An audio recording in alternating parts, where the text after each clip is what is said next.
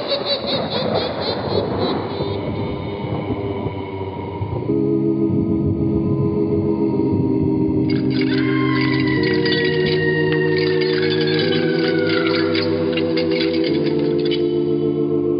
Mysterious Old Radio Listening Society podcast.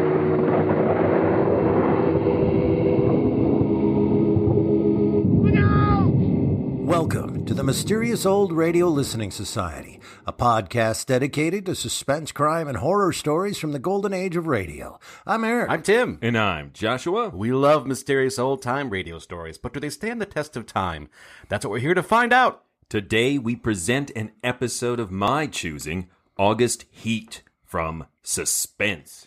Radio's outstanding theater of thrills debuted on CBS in 1942 and ran for an astounding 20 years. During that time, Suspense featured a cavalcade of stars, including today's leading man, Ronald Colman. Colman, known for his suave demeanor and resonant voice, achieved fame in the 1930s as the star of such celebrated films as Lost Horizon and A Tale of Two Cities. His portrayal of Anthony Tony John in A Double Life earned him an Academy Award in 1947. During the war, Colman transitioned to radio, where he became a familiar voice in programs like The Halls of Ivy, The Jack Benny Program, and Favorite Story. August Heat is based on a 1910 short story by W.F. Harvey, an English writer known for his supernatural fiction. Today, Harvey is primarily remembered for his 1919 story, The Beast with Five Fingers. Widely regarded as the prototypical disembodied hand story, The Beast with Five Fingers gained notoriety in 1946 as the basis of the Robert Florey film starring Peter Lorre. The suspense adaptation of August Heat directly quotes The Prophet by Lebanese-American writer Khalil Gibran. The book consists of 26 philosophical fables delivered by the titular prophet who shares his wisdom on various aspects of life, including love, marriage, freedom, and death. Since its publication in 1923, The Prophet has sold millions of copies worldwide. In 1948, CBS extended the runtime of Suspense from 30 minutes to an hour. As part of this experiment, Suspense presented a second production of August Heat, paired with an adaptation of John Collier's darkly comic Wet Saturday. Barry Kroger stepped in for Ronald Colman, along with Dennis Hoey, who returned to reprise the role of Charles Atkinson. Today we will listen to the original production starring Ronald Colman, first broadcast May 31st, 1945. It's late at night, and a chill has set in. You're alone, and the only light you see is coming from an antique radio. Listen to the sounds coming from the speaker. Listen to the music, and listen to the voices. Now, the Roma Wine Company of Fresno, California presents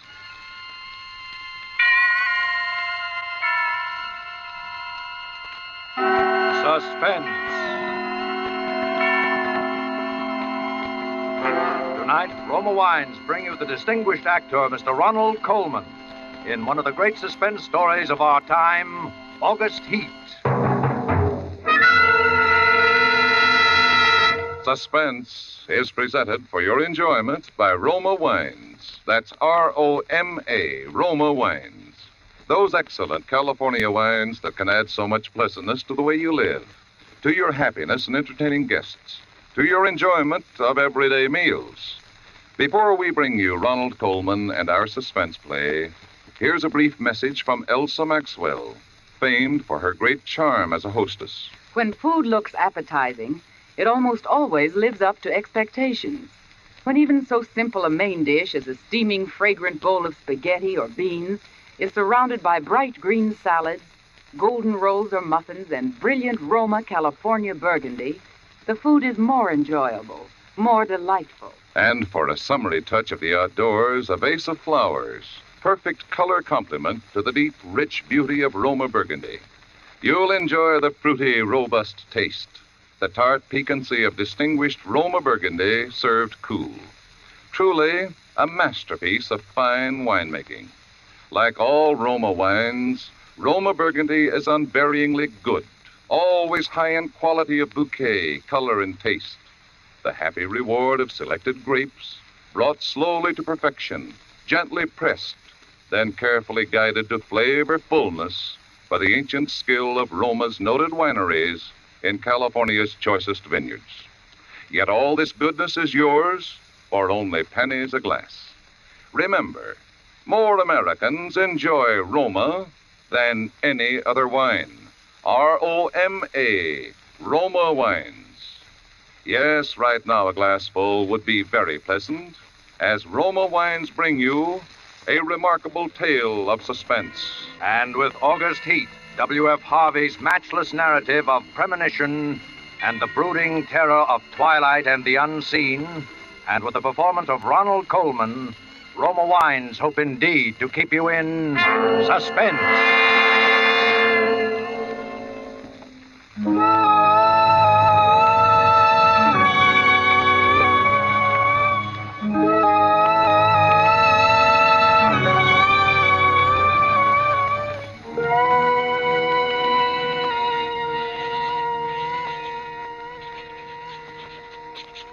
Penniston Road, Clapham, August the 20th, 1945.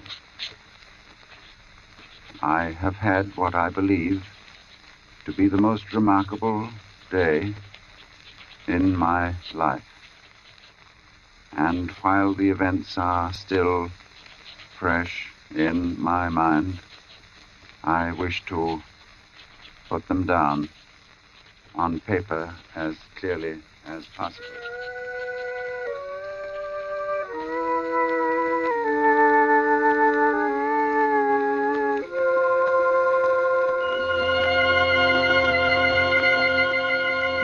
Let me say at the outset that my name is James Clarence Withencroft. You must remember that in order to have the full implication of my story. James Clarence Withencroft. I'm 40 years old, in perfect health, never having known a day's illness. By profession, I am an artist.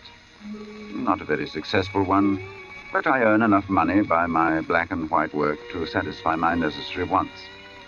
My only near relative, a sister, died 5 years ago, so that there is no one in particular to whom I address this manuscript. Only you, who might by chance read it someday. For because of the peculiar circumstance about which you will soon hear, I have the strong premonition that I shall never live to tell anyone about it.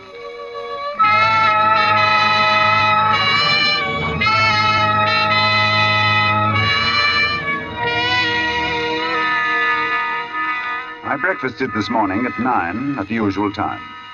It was no different from any other morning. And after glancing through the morning paper, I lighted my pipe, and I proceeded to let my mind wander, in the hope that I might chance upon some subject for my pencil. The room, though door and window were open, was oppressively hot. And I had just made up my mind that the coolest and most comfortable place in the neighborhood would be the deep end of the public swimming bath, when I was suddenly shaken. A feeling swept over me such as I'd never experienced before. I attempted to rise to my feet, but somehow it seemed as though I had suddenly been fastened to my chair. My hand went out in an effort to brace myself. And then, before I knew what I was doing, my pencil was in my hand, and I began to draw. It was as though someone had taken my hand and was moving it across the paper, swiftly, in bold strokes. And then I seemed to take over. My hand, under its own power, began to draw. I soon forgot the oppressive heat. Everything was forgotten in this frantic feeling that the sketch must be finished as soon as possible.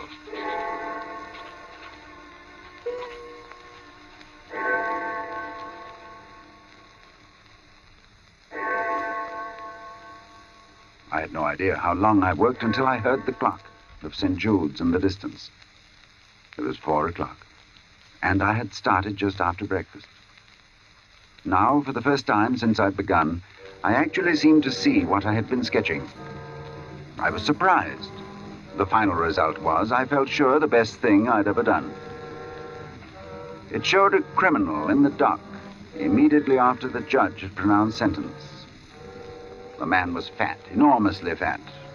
The flesh hung in rolls about his chin. It creased his huge, stumpy neck.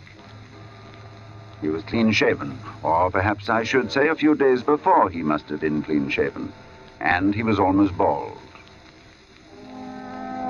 He stood there before the judge, his short, clumsy fingers clasping the rail, looking straight in front of him. The feeling that his expression conveyed was not so much one of horror as of utter, absolute collapse. There seemed nothing in the man strong enough to sustain that mountain of flesh. And then I saw that the sketch wasn't complete, for the man's other hand seemed to be clutching an instrument of some kind, a weapon, but it hadn't been completed. I had made this sketch, and yet I had no recollection of what I'd intended the man to carry in his other hand. I took up my pencil again, and I attempted to fill in the fuzzy outline, but it was useless. It was as though my fingers had suddenly turned to lead. I sat down, and I felt the moisture slowly forming on my forehead. And once again, I was conscious of the oppressive heat. Then I knew that there would be no finishing of the sketch, at any rate not for the moment. So I rolled it up, and without quite knowing why, I put it in my pocket. In spite of my peculiar inspiration, I was filled with a rare sense of happiness which the knowledge of a good thing well done gives.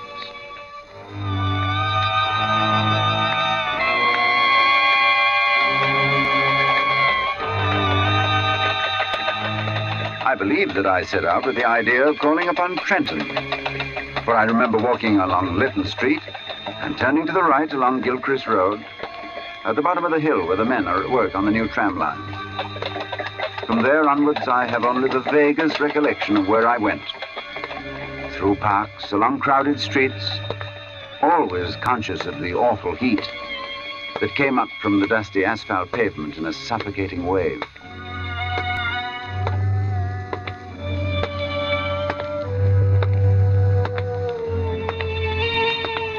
I remember, too, the hollow sound of my footsteps as I moved along. Although walking aimlessly, I somehow knew that there was a goal, a something to which I was drawn.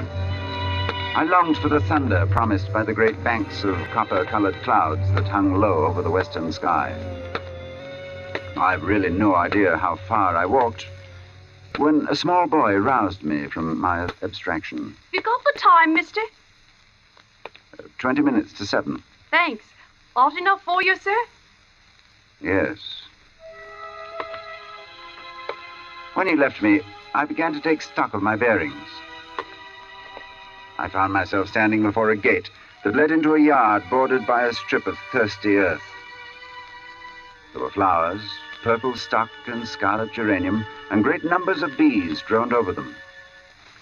I stood looking down at them for a moment, and then, for some reason, I looked up. Over the entrance to the place, there was a board with the inscription, Charles Atkinson, Monumental Mason, worker in English and Italian marbles.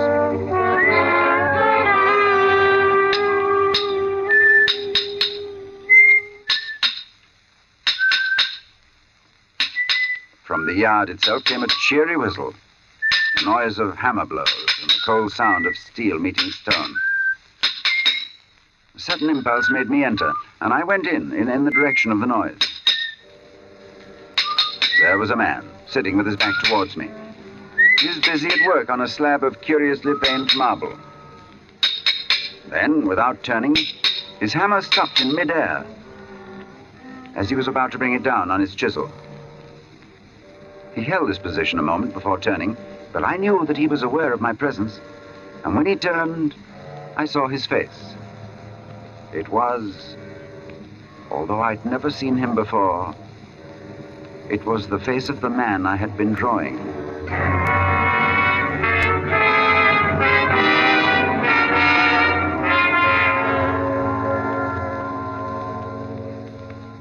Yes, it was the face of the man whose sketch was in my pocket.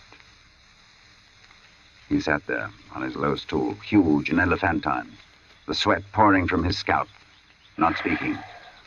Then he took a red silk handkerchief and he mopped his brow.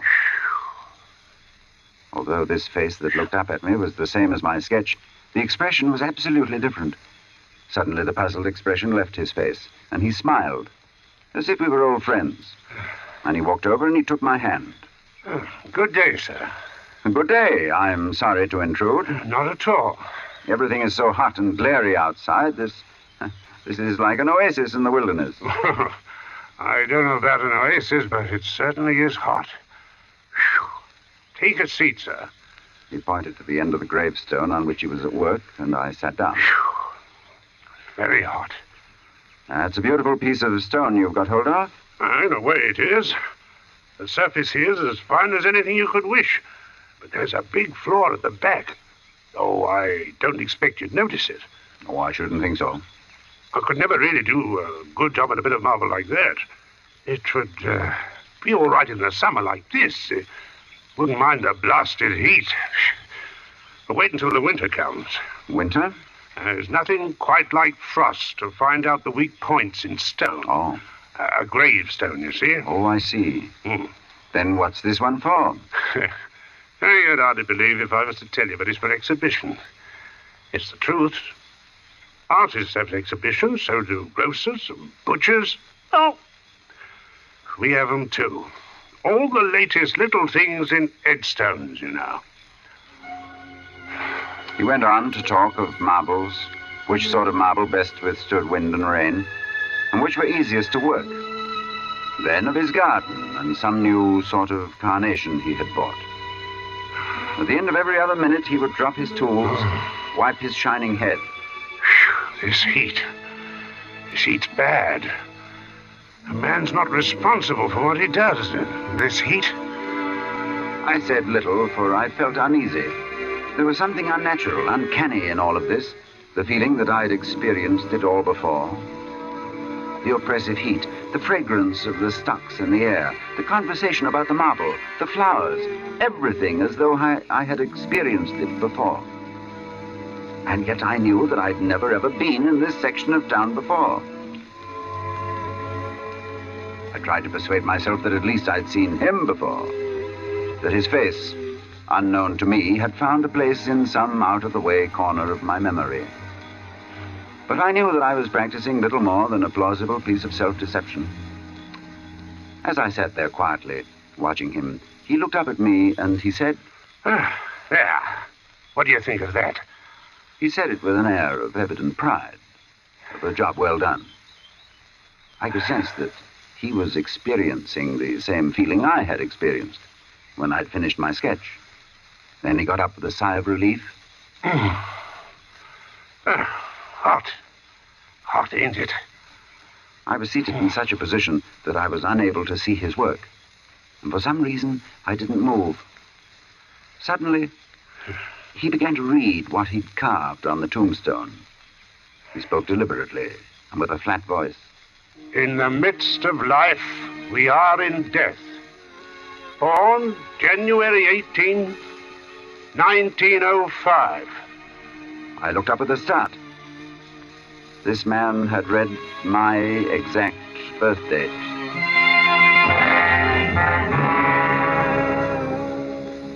He passed away very suddenly on August 20th, 1945. That's today. We usually use the present date on these exhibition stones. Do you usually put a name on them, too? Yes. Sacred to the memory of James Clarence Withencroft.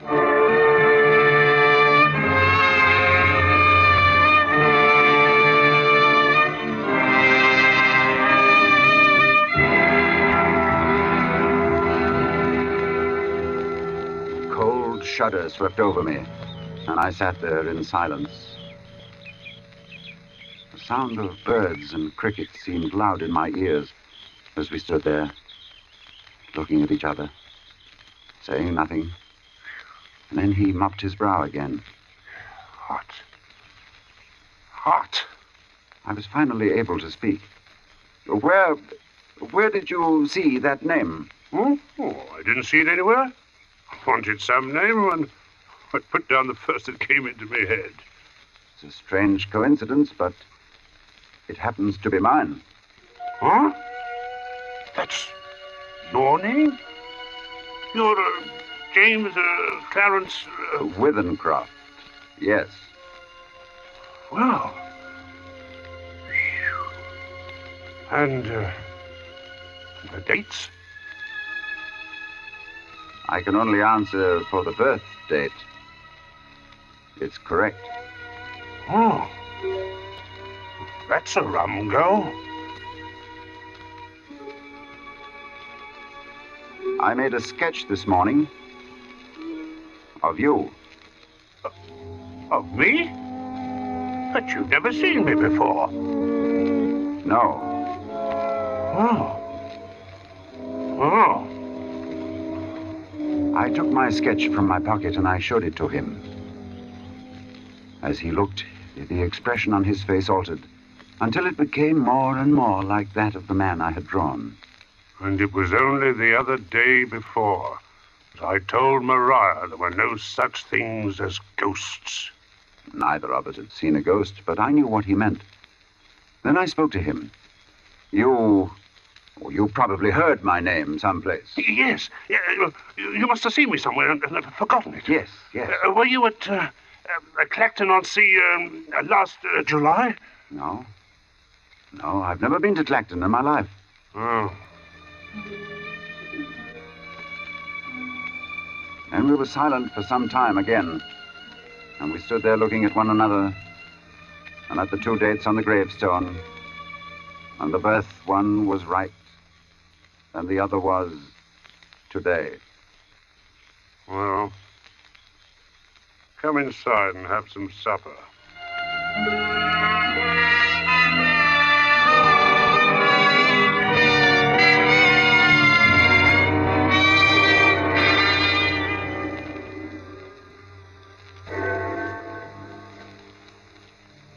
His wife was a strange little woman who was pallid with the look of those who live their lives indoors. Her husband introduced me as a friend of his who was an artist, and he informed her that I was staying to supper. I spoke, making some comment that I hoped I wouldn't be an intrusion, and she looked up at me and she said, "You have a pleasing voice, Mr. Withencroft, and you're welcome in my home. I'm sorry Charles has not brought you here before."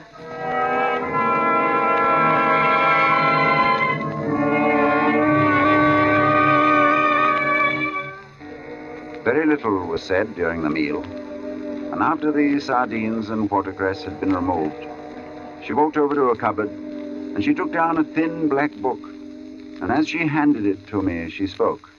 "Would you read aloud, Mr. Withencroft?" Puzzled, I looked down at the book which she'd opened and placed before me. It was a very tiny book. The Prophet, it was called, by an author unknown to me with a strange Eastern name, Khalil Gibran.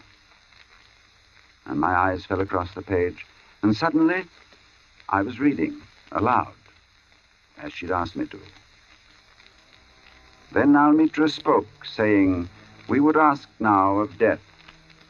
And he said, "You would know the secret of death. But how shall you find it unless you seek it in the heart of life? The owl, whose night-bound eyes are blind unto the day, cannot unveil the mystery of light. If you would indeed behold the spirit of death, open your heart wide unto the body of life. For life and death are one, even as the river and the sea are one. In the depth of your hopes and desires lies your silent knowledge of the beyond. And like seeds dreaming beneath the snow, your heart dreams of spring. Trust the dreams, for in them is hidden the gate to eternity. Your fear of death is but the trembling of the shepherd when he stands before the king whose hand is to be laid upon him in honor.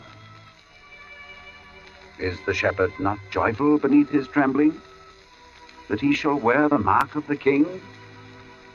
Yet is he not more mindful of his trembling. For what is it to die but to stand naked in the wind and to melt into the sun? And what is it to cease breathing but to free the breath from its restless tides, that it may rise and expand and seek God unencumbered. Only when you drink from the river of silence shall you indeed sing. And when you have reached the mountain top, then you shall begin to climb. And when the earth shall claim your limbs, then shall you truly dance.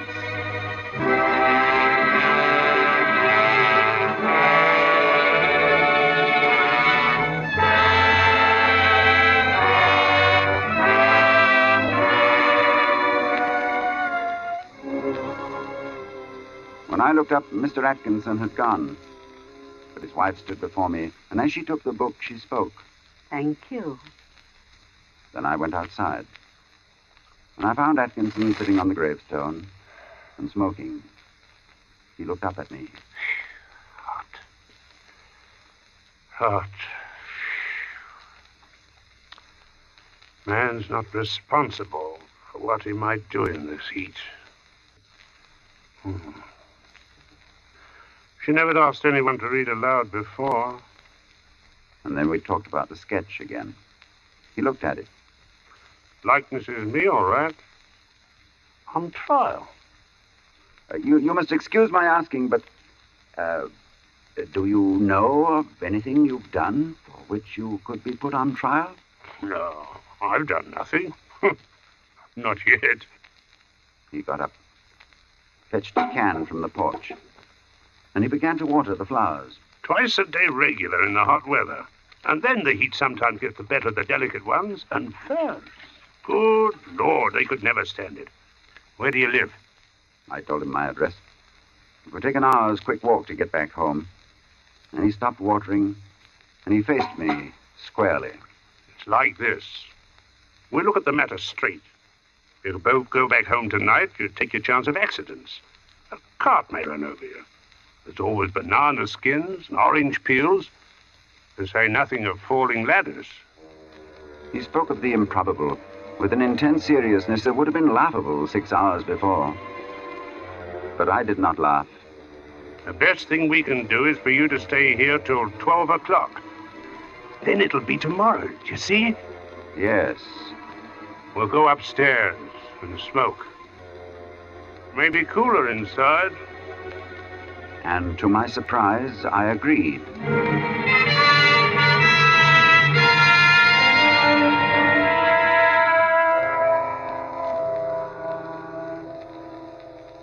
We are sitting in a long, low room beneath the eaves. Atkinson has sent his wife to bed. He himself is busy sharpening some tools at a little oilstone, smoking one of my cigars the while. And as I look at my sketch before me, I suddenly see the fuzzy outline of what the man in the picture holds in his hands. But while I had not been able to sketch it before, I am able to do so now. It is a chisel, and it is stained with dark liquid. The sketch is completed now. The air seems charged with thunder, and I hear it in the distance. It is ominous, but it carries the hope of rain. Perhaps this damnable heat will be broken soon, and the day will soon be over. It is close to 12. I'm writing this at a shaky table before the open window. The leg is cracked, and Atkinson, who seems a handy man with his tools, is going to mend it as soon as he has finished putting an edge on his chisel. There. It is 12. The day is over, and I shall be going home. But the heat is stifling.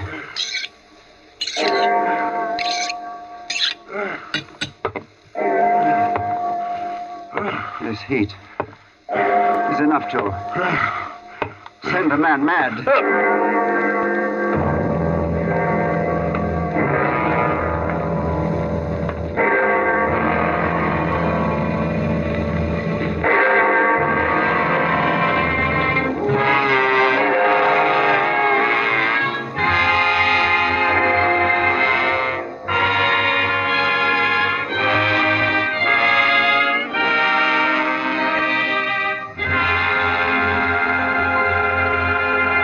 And so closes August Heat, in which Roma Wines have brought you Ronald Colman as star of tonight's study in Suspense. Suspense is produced, edited, and directed by William Spear. Music for August Heat was composed by Lucien Morawick and conducted by Lud Gluskin. Dennis Hoy appeared as Atkinson. This is Truman Bradley with a word for Roma Wines, the sponsor of Suspense. America's famed authority on hospitality, Elsa Maxwell, recently made this suggestion for gracious entertainment. Your friends will respect your good taste when you serve delightful Roma California Tokay. Enjoyable at any time, with coffee or dessert, with nuts and fruit. I suggest serving Roma Tokay cool. A most timely suggestion from Miss Maxwell. You'll find flame bright Roma Tokay velvety smooth, moderately sweet, light, yet delightfully rich in color. And you'll find Roma wines always delicious, of unvarying fine quality and goodness. June is the month of weddings, and the most distinguished way to face the June bride is by serving Roma California champagne. Its gold and sparkle and delicious, delightful dryness tell you that here is a truly fine champagne, Roma champagne. Next time you plan for a special occasion, add this sparkling touch of perfection, good Roma champagne. Next Thursday, you will hear John Payne and Frank McHugh as stars of Suspense. Presented by Roma Wines, R-O-M-A, made in California for enjoyment throughout the world. This is CBS, the Columbia Broadcasting System.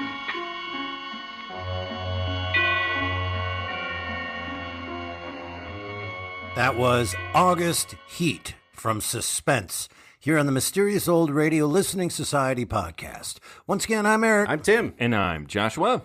Hoey. So, is that his name? Sure. We were debating how to pronounce Dennis Huey's name, even though it's in the recording. We didn't bother to pay any attention to it. I'm sure it's a Dennis. So we kept it out of the intro, and now I just brought it out. All we're talking about. Yeah. Hoey, hoey, hoey. So, Joshua, you brought this, right? Yes. And why did you bring this to the podcast? Well, a month or so ago, as you gentlemen may or may not recall, depending on your age, we listened to The Old Nurse's Tale from the Weird Circle, and we firmly established that Eric does not like Victorian ghost stories. Right. And so I set about looking for a Victorian ghost story that I thought Eric would like. And I failed. Why do you think you failed? No, because this is not a Victorian ghost story. Oh. But it has many things in common, I think, with Victorian ghost stories, but I think also has things that in it that Eric may admire. It has a little more suspense, perhaps, than a traditional Victorian ghost story, particularly in the first half. But once it crosses that halfway mark, we get into a story that runs on the dread of inevitability, which is something that a lot of Victorian ghost stories rely on. And there are no ghosts, but even inside the narrative, Mr. Atkinson at one point says, "Oh, I thought I didn't believe in ghosts." And they both acknowledge, well, this has nothing to do with the ghost story, but it has that feel. Right. So that's why I brought it as this last-ditch attempt to try to see if Eric can find some appreciation for that quality in a story, that slower pace, that sense of building dread. Like you've just established right now. Yes. Will Eric or won't he like it? But that's suspense.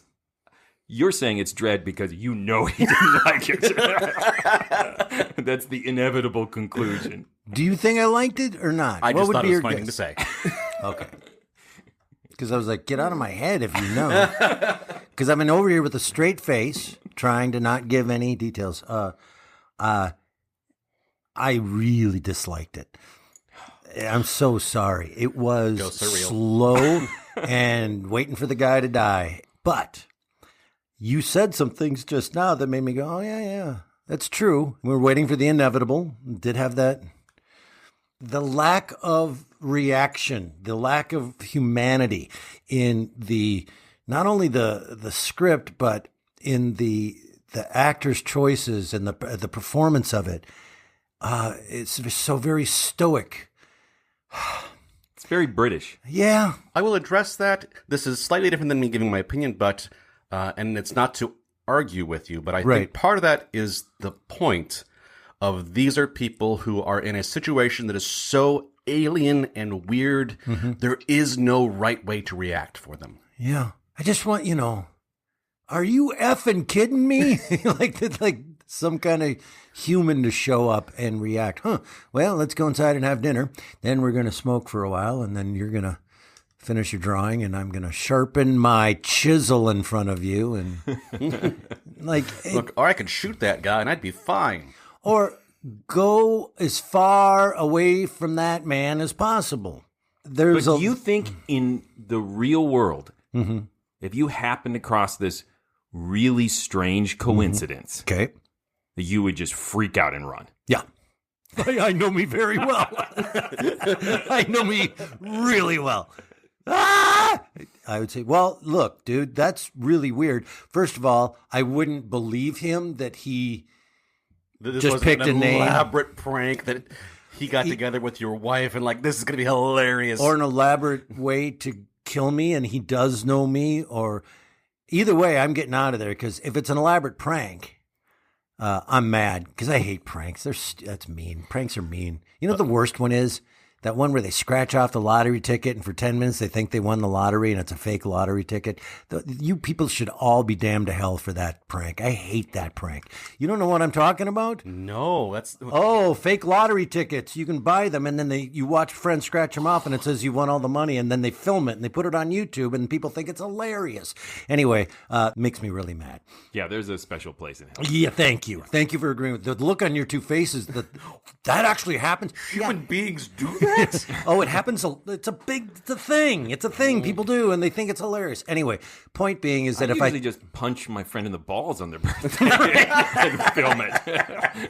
It's a lot easier. I don't have to buy a fake card. Listen, I have this idea for a TikTok thing about us punching each other in the balls that I think is going to go well. But anyway, I look at that scenario, staying there doesn't make any sense. But back to the actual production itself, this story that we just listened to, other than plot holes and human reaction, I guess.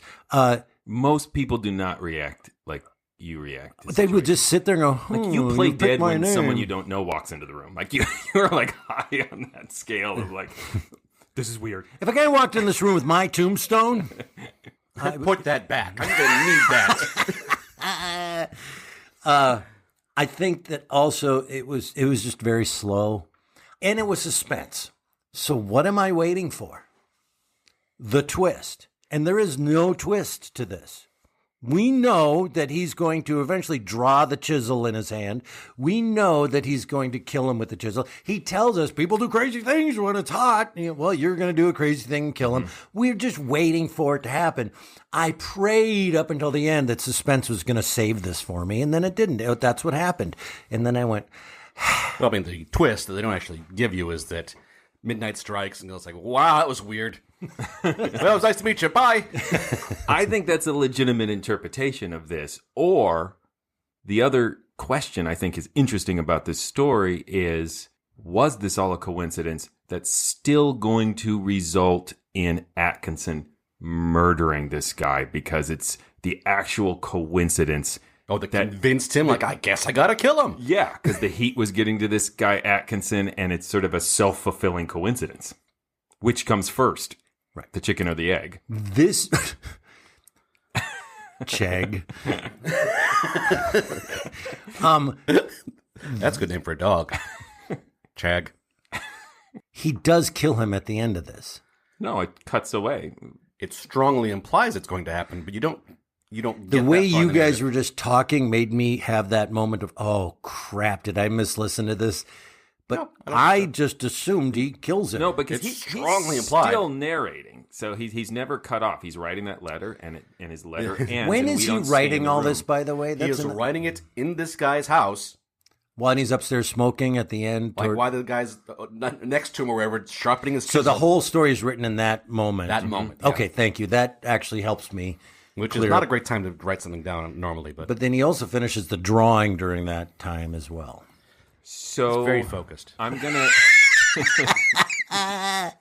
share a little about the original short story. Yeah. This is very, very, very true to the short story, but the short story is more ambiguous. Suspense clearly wanted to lead us down the path of supernatural premonition that ends for sure in murder. Suspense adds things like describing Wittencroft drawing almost as if he is possessed, like it's automatic writing almost, the way it's described. And in the story, he's just like, and I sat down by the pool and drew a picture.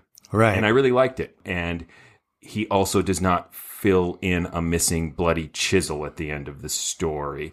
It's eerie, and the coincidence is creepy, and it's definitely ominous, and there's a sense of inevitability, but I think there's more room in the story to go, maybe nothing happens. Right. That's this older age of stories where the idea of the horror is the ambiguity and unknowableness of what this means more so than, and I'm going to die. Right. Mm-hmm. And that's what I took away from this suspense version, is that the ambiguity they wanted to insert was, why does Atkinson kill Wittencroft? Is it because he was predestined to? Is it because this coincidence gave him this opportunity in the heat and he was already going a little crazy? The ambiguity of the original story is, does anything happen at all? Let me tell you what my my listening experience was.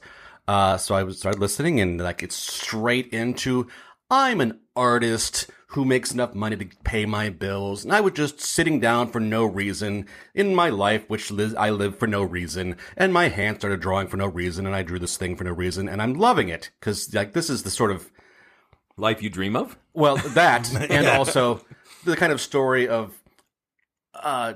purely in your head kind of living that, like, there's nothing going on in the world around this guy. Mm-hmm. That's a little bit of hyperbole, but and as I go through it, enjoying it for this weird story mystery thing of it, I start to hear the voice of suspense in my head saying, you really like, this is what you like. You like what we're doing for you here? You're a cheap date. So, like, by the time I'm halfway through it, I'm really like, I really love this, and I feel really bad about myself for really enjoying it.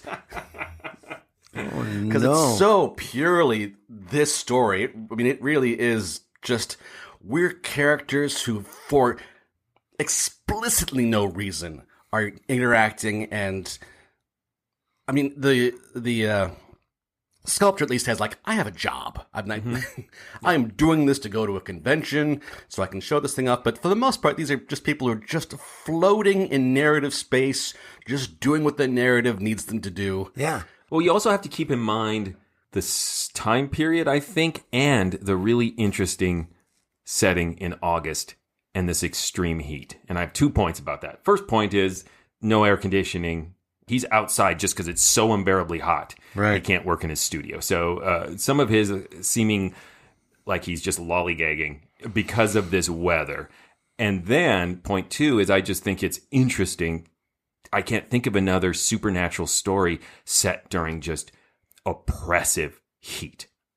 Right? It's always fall. It's always dark. It's never burning sun out. And I found really appealing. And that was one thing that I hoped, if Eric, like nothing else about it, as a hater of heat and summer weather, that he would be like, this is when all horror stories should be set. Every monster should be sweating profusely. There's that Coen Brothers movie, Barton Fink, Oh, Yeah. deals a one of my lot with favorites. heat and wallpaper makes me people. Yeah, very uncomfortable. But I would say they could have done more to explore the uncomfortability of the heat. Like them just saying, I'm hot, a lot more. Yeah, well, I'm not sure. Now that you say A lot of that, swishy noises. okay, no, it's a good point. I But like I'm its not sure. minimalism, and I really felt the heat. The guy working outside with a chisel, and he's sweating. Again, just the fact that he's wandering around the streets for no reason because it's just too hot to go anywhere else or to be indoors at all. And that was very appealing to me. I also think because he's an artist, there's this implication of that has education and is somehow above believing in superstitious things, given the time periods it's written. I think that's part of why they chose to characterize him as an artist and someone with free time like that. I'm not saying what I said to be critical of the story. It's because it is so in my wheelhouse. It is uncomfortably rammed right up in my wheelhouse. That was a visual I'll never get out of my head. Nor is that like to disagree with Eric's opinion, like because my enjoyment of this is really personal. This is You said an interesting thing though, and it speaks volumes about understanding what you like in storytelling. You said these characters are floating in narrative free-for-all space. Like they're unconnected, you know? I mean, that's kind of the point of like, why did I draw this? My hand is moved. Why did I walk here? I just got up and walked. It occurs to me that a lot of radio drama that stars Vincent Price, character is is floating in narrative space. Ooh, like, right in his wheelhouse. Oh, man, it's still sore, man. Oh, man. Is it true, though, like that he doesn't really have, like his characters are undefined in the sense of what do you do for a living and where are you? Yeah, he's like, independently wealthy and educated and artistic. Yeah. That's always Vincent Price's Thank character. you. So, and I think that's the same as this character. Yeah. Yes, I mean, for Vincent Price, it is, I want to go eat at this restaurant. I want to go. Yeah. Well, you're talking specifically the Price of Fear. Price of Fear, yes. Yeah. But which is even heavily more autobiographical, except for the supernatural stuff. And the cannibalism, right? Yeah, what you're saying is that he's just wandering around. He doesn't know why. The next thing that was going to happen to him is like all of a sudden my hand wrote "Stairway to Heaven." You know, right? The devil was pushing my hand. That happens a lot though with Vincent Price characters too, in the sense of they seem floaty. Anyway, my point is you love Vincent Price. I see why you love this. It's got that same feel Ronald to it. Coleman has a little of that Vincent Price in his voice. Yeah, he does. It's driving Eric crazy. No, I've said it before. If I know what the end is, and I know for the entire time, and it ends up that is what the end is, and I have to slowly get there, and nothing else happens along the way, I'm not interested. It's not. But you guys love Brechtian. You know the ending. It's the journey of how well you tell the story, even though we all know we're getting there. You guys love that. Well, me, not so much. The emotion is the horror of the inevitable, that I can't get out of this lane. Yeah. And what I appreciate about it is that it is that sensation of inevitability. Like you said, Tim, you can't escape, but then also at the last minute, they don't really give you that satisfaction. It doesn't end up being the cathartic moment. Are you because in it your cuts imagination going to make this guy kill him? And I also really like this strangely cozy domestic scene that is painted at the end that you can interpret either way. Oh, he's sharpening this chisel. He's about to stab this guy to death. Or it's a stranger who's offering this kindness to somebody who might be freaked out by this coincidence. Just stay until midnight, and then no one has to worry about this. Let me change the name on the grave. Would that make you feel better? Yes. But they're sitting together in his workshop, and he's writing a letter, and he's working, and just change the angle slightly, and that's a blossoming throuple. Yeah. I'm sure that was the subtext they were going for. So the prophet is an interesting insertion here, and I'll tell you what I immediately thought when Ronald Coleman reads this rather large excerpt for a 30-minute script of the prophet. I thought, this story's really short. and The guy adapting it had just read The Prophet. In the short story, Atkinson's wife finds out that Wittencroft is an illustrator and shows off her Bible that's illustrated. I'm forgetting. It's a famous French illustrator, Doré, a French illustrator. And it just bores the pants off the artist, who's like, yes, Doré, super cliche. And so he swaps that out for this passage. I'm thinking I'm probably going to make you laugh. So we're reading the intro to this. I've never heard of the prophecy. Everything I know about the prophet, well, the prophet, there it is. The prophet is in this paragraph we read in the beginning of this podcast. I do read here, according to what Joshua wrote for our intro, that this was a very popular book, that particularly mid-century. Right. So I'm a little embarrassed that I've never heard about it. I've never heard of it. Don't be embarrassed. Good. All right. You guys probably don't remember, but you're of an age where I guarantee your grandparents, sure, and your parents somewhere had a copy of The Prophet. Like, it's one of those books not that lived near my grandparents. Okay, it's one of those books that almost but I live everyone near owns. yours. Creepy. I lived with your grandparents, and they had one. Wow. It's a famous book for everyone owning it, but nobody ever reading it. Okay. So I'm hearing her read passages, and because I also don't know anything about the Bible, I assumed in this story, that she was reading the Bible. Up until we read that intro, I thought she was reading the Bible. Which is what was in the original short story. Right. Well, they don't read it. He's showing off the dirty pictures. They sound the same to me in the flow and the style. The Prophet was popular because of its humanist, universalist spirituality. So it was probably intentionally inserted in place of the Bible reference by the writer. Was the Prophet's book intention to give the same rules to live by without the... It was just a combination of Western and Eastern philosophy and poetry. It Okay. just was sort of... Don't kill a guy. Yeah, it wasn't intended to That's be a so religion beautiful. or anything. It was just basically a early poetic self-help book, but barely that. Interesting. I'm kind of curious. I might read that. Seriously, you've luck. intrigued me. I've Is it never read hard? it. I've never read it. It just seems boring because it's so universalist as to almost feel like it applies to no one. Ask Like my grandparents. Any final thoughts? Tim, did you resist that inner suspense voice that was saying, oh, yeah, you like it? Or did you just give in and go, yeah? No, it was just it just affected my enjoyment for the rest of the episode, tinted with a little bit of shame, which is, normal state for me. The Book of Lists. That's what we had in our house. Do you remember that was a big in Kinda the like 80s Ripley's and 90s? Believe It or Not. Yeah, kind of those thing. were big. But do you remember? Did you guys have the Book of Lists? No. I don't think I did. Oh, that was a big deal. Everybody had one of those in their house. We'll talk about it later. You want to vote? Sure.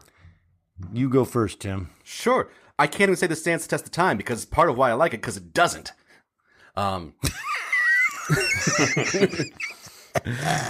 This is really old-fashioned. Super fun. Had a good time. Felt dirty. Felt dirty. Felt dirty. Oh, the things I like when they make me happy, I'm ashamed. Yeah, no. Nothing. I'm trying to think of something nice to say about it. Again, suspense, no. Ronald Coleman's fine. There was nothing really about it that grabbed me. And I'm so sorry, Judge. But this is what I do like about it. You ready? I'm kind of touched that you really wanted to find me you went out of your way to find a story that, I can find him a Victorian story. And I do appreciate it a lot. Oh, that's really nice. Mostly I just want to say, like, gotcha.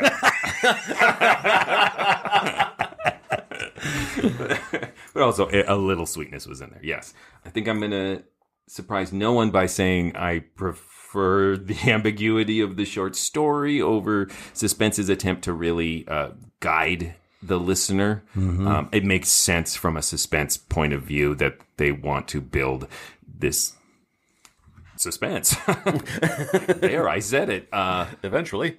But what we didn't talk about, and I'll just mention it very briefly, is I just think the production is really, really strong. I love the minimalism. I love the sound of the chisel on the headstones. Right. I love the footsteps down the street. I like the music. I love Ronald Colman for this role. I don't like him in a lot of roles because it's a strong, really, you instantly know that's Ronald Colman, and it can take you out. But because of the quality of this character, which we've already described, he's perfect for it. Right. And Dennis Huyawa, Hoi! he somehow is able to suggest through his performance how oppressively hot it is, how enormously fat apparently he is. Time. You get all this through. So this is going to be one of our weirdest votes because I think this is a suspense classic in my book because I love this sense of just gnawing, building dread, and I think it's just expertly performed and produced. It just has that elegance to it where you see like Stupid and Simple. The one thing I do have to give it praise for, an elevated level of praise, is this is a fantastic adaptation of this kind of story, of these kind of uncanny experiences, that it's not necessarily easy to capture that in audio format. And I think this does a really good job of adapting that genre and that experience. Just listening to you guys vote on this bored me. Tim, tell him stuff. Hey, please go visit ghoulishdelights.com if you like. There's other episodes there, but you can get these episodes wherever you get your podcasts. But at ghoulishdelights.com, you can leave comments, you can vote in polls, let us know what you think of these. You can also find a link to our store and buy some merchandise themed with oh my God, that was a... Did you just say Dennis Hui? I was about to plug Look Mono Pants. Was about to... Wow. That is a show that Tim and I were in 20 years ago. Wow. Now I got to put some Look Mono Pants swag on the store. Oh, wow. Tim, are you moving toward the light? You need to drop out of the presidential race. You can go to our store and buy some Mysterious Old Radio Listening Society themed products.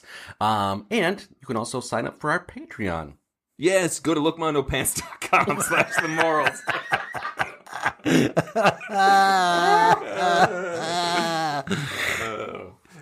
I'm sorry. Go to patreon.com/themorals and please support this podcast. Thank you to all our patrons who do support it. We really appreciate it. It is not only one of the reasons we are able to continue doing the podcast is to have some compensation for it, but also it is just an amazing community. And we often are talking when we plug Patreon about, extra podcasts and other perks like that. But I think the biggest perk is to be a part of this morals community that is online. And it's a really friendly, welcoming, open community. And that's worth the price of admission. So go to patreon.com/themorals. Join us. Speaking of community, you can see us performing live as the Mysterious Old Radio Listening Society Theater Company does recreations of classic old-time radio drama and a lot of our own original pieces live on stage monthly, sometimes more than once a month. You can find out where we're performing audio drama live by going to ghoulishdelights.com and find out where we are and how to get tickets and what we're performing each month. And usually it's in places that serve really good food, so it makes for a great night out, and a lot of Patreons show up, and we get to meet them there as well. Also, if you can't make it, because they're all in the Twin Cities area, listen, someday we're gonna get one of them tour buses. We're gonna go around the country nonstop. But if you can't see us performing live, tandem bicycles, right? If you can't see us performing live, then you, as a Patreon, we film them, or at least the audio version of those live performances are available as part of your Patreon perks, so you can participate that way, or partake, I should say. All right, so coming up next, it's going to be my choice, and we're going to do The Adventures of Sam Spade, the Mad Scientist Caper. Until then... Look out! Barry Kroger stepped in for Ronald Colman along with Dennis Hui? No, I don't know. It says it in the broadcast, and I should have actually... Hui! It is a dumb-sounding name. You have a dumb name, Dennis. Sorry, Dennis. I'm glad you're dead.